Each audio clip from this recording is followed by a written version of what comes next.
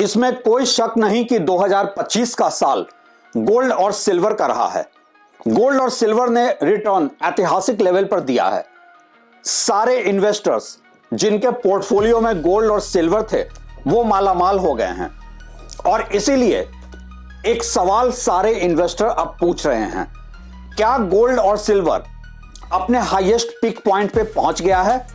क्या यहां से इस साल के अंत तक एग्जिट कर लेना चाहिए?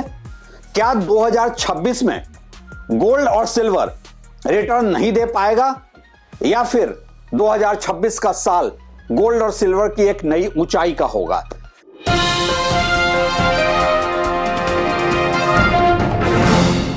नमस्कार, आप देख रहे हैं ट्रैक टू रियलिटी और मेरा नाम है रवि सिन्हा।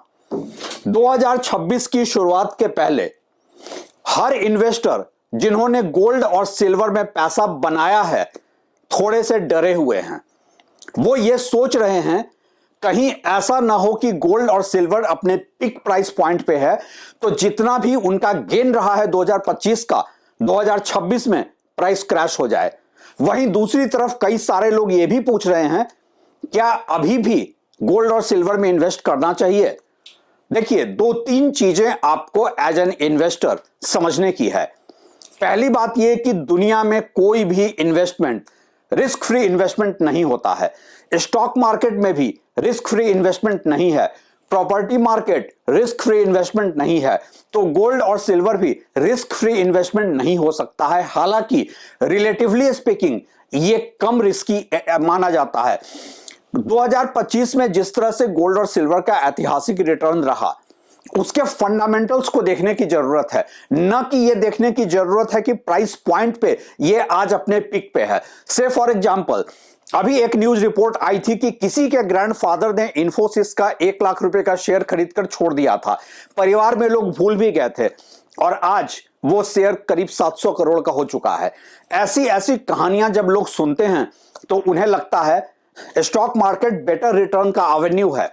लेकिन आपको यह नहीं भूलना है कि आपके ग्रैंड पेरेंट्स के समय गोल्ड का क्या रेट था। कोई 100 रुपए 150 रुपए का 10 ग्राम मिलता था। जब भी आप पास्ट परफॉर्मेंस को देखेंगे, हिस्टोरिकल एनालिसिस देखेंगे, तो आप देखेंगे कि कोई भी एसेट क्लास बहुत अच्छा रिटर्न दे गया है। CAGR रिटर्न जब आप निकालते हैं तो सारे एसेट क्लास मोर और लेस बराबर का ही रिटर्न देते हैं। जहां तक गोल्ड और सिल्वर की बात है तो 2026 में क्या होगा इसकी एग्जैक्ट फोरकास्टिंग तो कोई नहीं कर सकता है, लेकिन हमें यह देखना है कि फंडामेंटल्स क्या हैं, वो क्या ट्रिगर पॉइंट्स हैं जो किसी भी एसेट क्लास को ऊपर ले जा सकते हैं या प्राइस करेक्शन करा सकते हैं या प्राइस क्रैश करा सकते हैं। सबसे पहली बात यह है कि इस समय एक ट्रेड वॉर और ग्लोबल फाइनेंशियल अनसर्टेनिटी है। दुनिया एक आर्थिक मंदी की कगार पे खड़ी है। हालांकि बहुत सारे अर्थशास्त्री तो यह भी मान रहे हैं कि मंदी ऑलरेडी आ चुकी है, लेकिन अगर हम ग्लोबली देखें, हालांकि इस समय जीडीपी के जितने भी दावे हैं, ऐसा नहीं है कि इंडिया में 8.2% के दावे हैं जिसको कि आईएमएफ चैलेंज कर रहा है, आईएमएफ उस पर सवाल उठा रहा है। यह सिर्फ इंडिया की रियलिटी है। अमेरिका में भी जो दावे किए जा रहे हैं उस पर भी क्वेश्चन मार्क लगा रहे हैं बहुत सारे अर्थशास्त्री। दुनिया भर के अर्थशास्त्री इस समय अलग अलग देशों के जो जीडीपी के आंकड़े हैं उस पर सवाल उठा रहे हैं, और ऐसे भी अगर सवाल ना भी उठाएं तो ग्लोबल जीडीपी ग्रोथ का एवरेज 2025 में 2.5 का रहा है। 2.5% का ग्रोथ एक्चुअली देखें तो डी ग्रोथ ही माना जाएगा। और इसी के साथ यह नहीं भूलना है कि 2026 एक फाइनेंशियल रीसेट का साल हो सकता है। ट्रेड वॉर बढ़ सकता है और ऐसी ग्लोबल अनसर्टेनिटी में एक वैश्विक मंदी, एक क्रैश की आशंका बनी हुई है। इससे इनकार नहीं किया जा सकता है। अगर ऐसा होता है तो सबसे पहले फाइनेंशियल एसेट में उसका असर दिखेगा, उसके बाद आपको प्रॉपर्टी मार्केट में उसका असर दिखेगा। और गोल्ड और सिल्वर तो आपको ऐसे भी अनसर्टेनिटी पसंद है, वार पसंद है, उसे इंस्टेबिलिटी पसंद है। जब कभी भी दुनिया में कोई इंस्टेबिलिटी होती है, फॉर एग्जांपल रिसेंट पास्ट में हम देखें तो कोविड की बात करें, तो ऐसा जब भी कोई अनसर्टेनिटी होती है, जब भी कोई फाइनेंशियल क्रैश होता है, तो मेटल पैक का एप्रिसिएशन हिस्टोरिकली हाई हो जाता है। 2025 ही इसका एक गवाह है।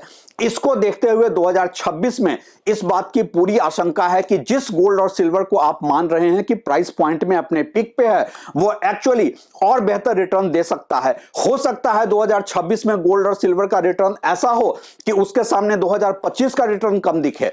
लेकिन अगर एक फाइनेंशियल रीसेट नहीं होता है, फाइनेंशियल करेक्शन नहीं होता है, क्रैश नहीं होता है, तब क्या होगा? एक्चुअली जो लोग पूछ रहे हैं कि क्या गोल्ड और सिल्वर अपने पीक प्राइस पॉइंट पे है, उनके पूछने के पीछे लॉजिक यही है। अगर दुनिया एक फाइनेंशियल रीसेट के साथ ग्रोथ के दर की तरफ बढ़ती है, तो ऐसे में क्या फ्यूचर है गोल्ड और सिल्वर का? देखिए, दो चीजें हैं।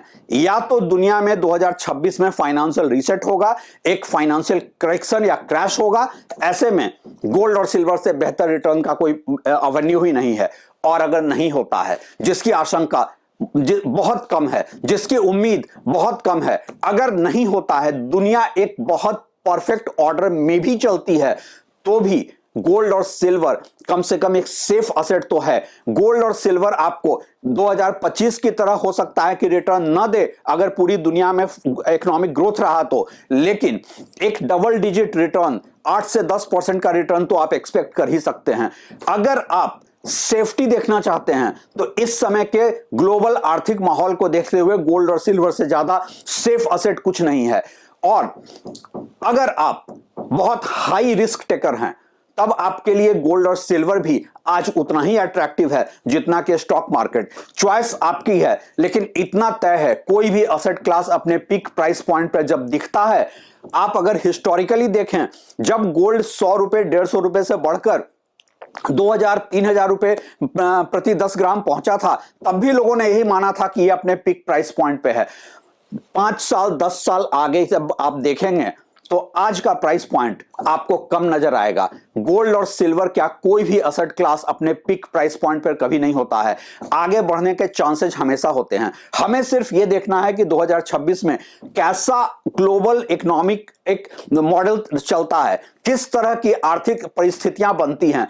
उन परिस्थितियों में अगर अनसर्टेनिटी होती है तो गोल्ड और सिल्वर का प्राइस बहुत तेजी से भागेगा, और अगर नहीं भी होती है तो भी, अगर करेक्शन भी गोल्ड और सिल्वर में होता है तो भी गोल्ड और सिल्वर में करेक्शन के उस तरह के चांसेस नहीं हैं जिस तरह से फाइनेंशियल मार्केट में चांसेस हैं। अगर थोड़ा भी इंस्टेबिलिटी होता है, फाइनेंशियल मार्केट क्रैश करेगा तो 50% 60% कर सकता है, लेकिन गोल्ड अगर क्रैश भी करेगा यहां से तो 10 से 15%। चॉइस आपकी है, आप किस पर बेट ले रहे हैं, लेकिन मेरे लिए सबसे सेफ असेट क्लास इस समय गोल्ड और सिल्वर ही है।